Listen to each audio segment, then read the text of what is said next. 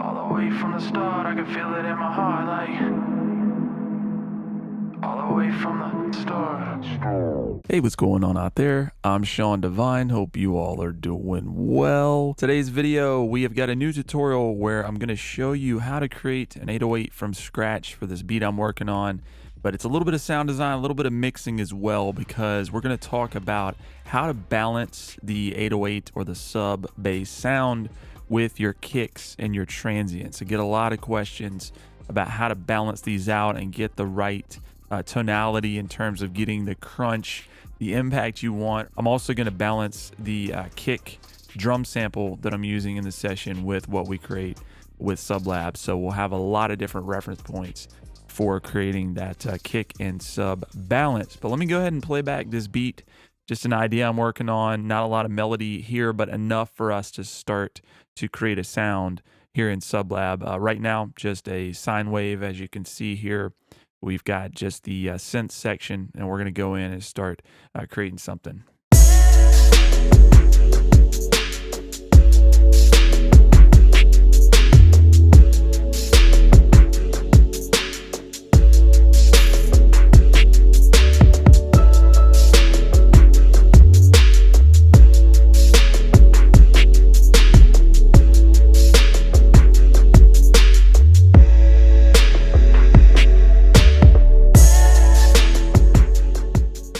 You can see I've got a couple of glide opportunities here. We're going to turn on legato, and then I'll show you how to adjust those settings in Sublab. But let's go ahead and dive into the sound design here. First, just make sure that our filter envelope amount is at 0. For this sound specifically, we are going to utilize the low-pass filter down here to control the tone of the synth section. So let's go ahead and feed that into the filter.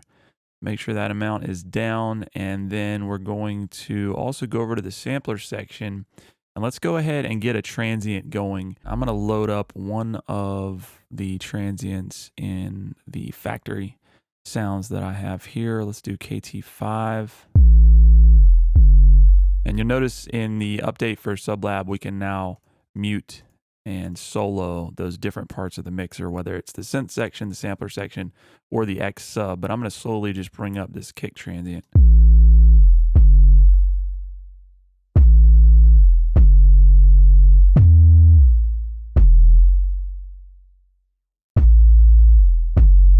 All right, and so for this, I just want something really, really fast. We don't even need that entire duration of that sample, so I'm just going to go ahead and create a really quick fade here.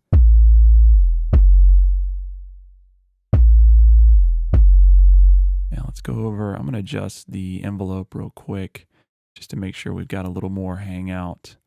Adjust the release time.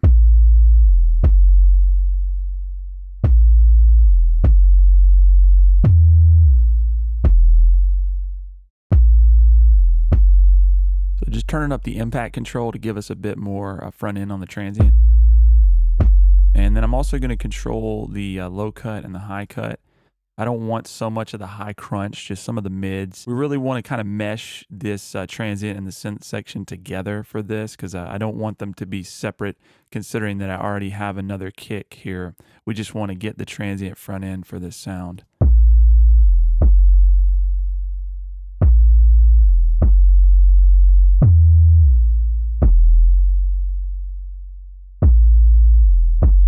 So I'm going to go ahead and just roll off on the filter section.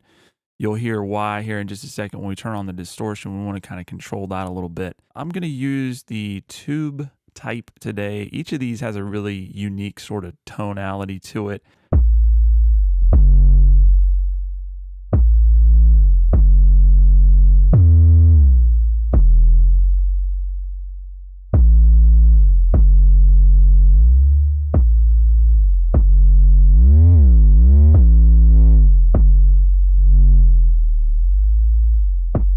So just using that in tandem with the filter, again, we can really fine tune that. I'm going to adjust the distortion, low cut and high cut as well.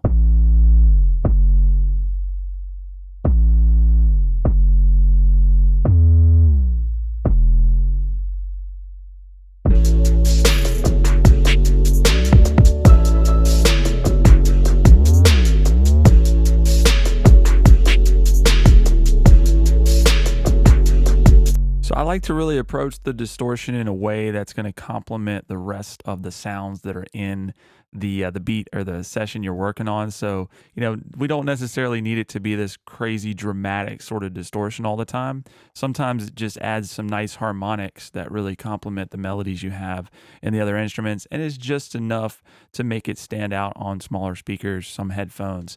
And then once we get that distortion, we're also going to be able to get a nice width out of it with some of those low mids, high frequency information that we generated.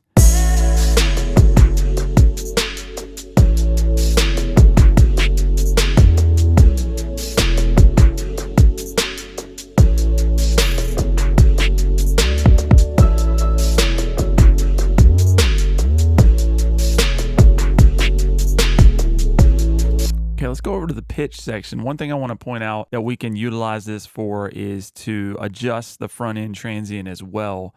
And we can also do, some pitch drops, things like that. We're not going to do anything super dramatic with it today, but just something very subtle.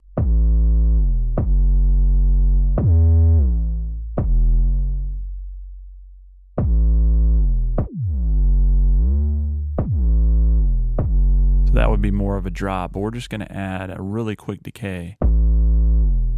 Solo the synth section.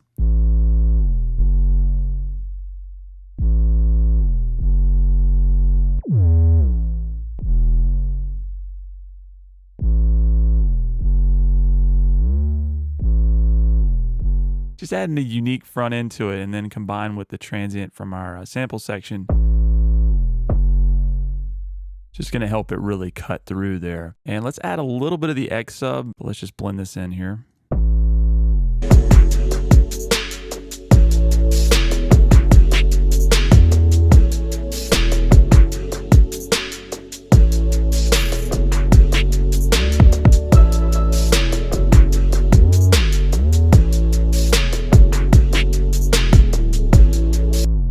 Once we start switching the oscillators here, if we go to triangle, saw, and square, we're going to get some different options that are going to work for different situations. Let's hear what the triangle and the saw and the square sound like.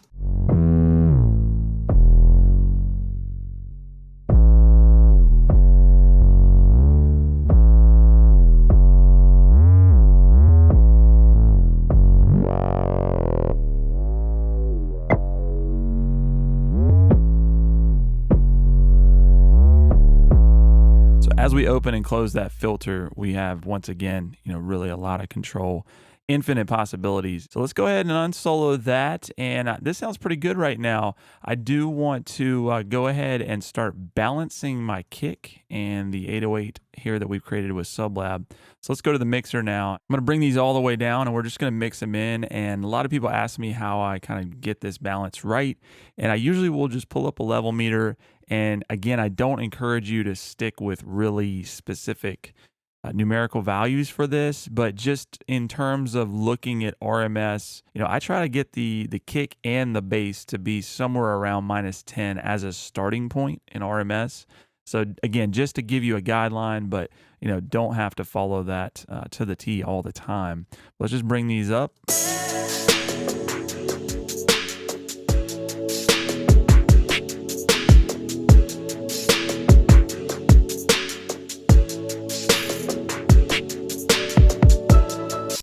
So I'm already, close to -11 RMS with the kick.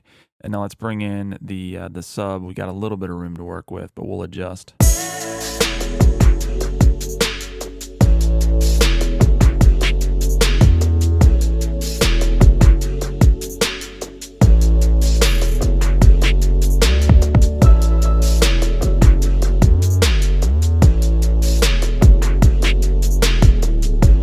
In terms of that balance, it ultimately comes down to taste, but what I like to do is just bring the kick up enough to where we're going to get the front end transient and then just have the 808 tucked just behind it.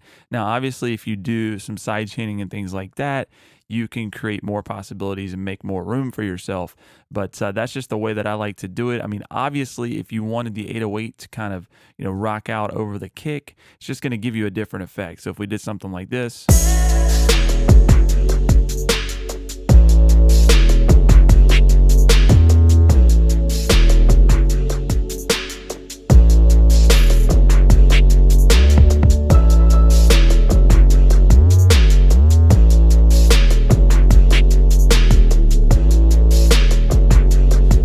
put the 808 slightly above the kick.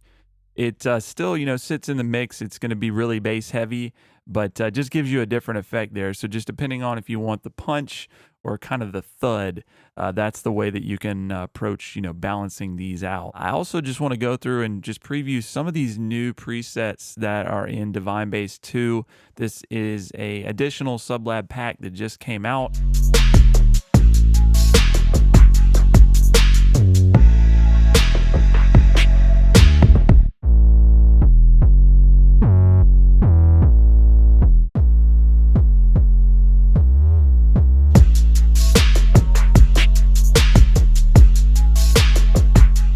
This new 1.1.2 update comes with a lot of cool new features.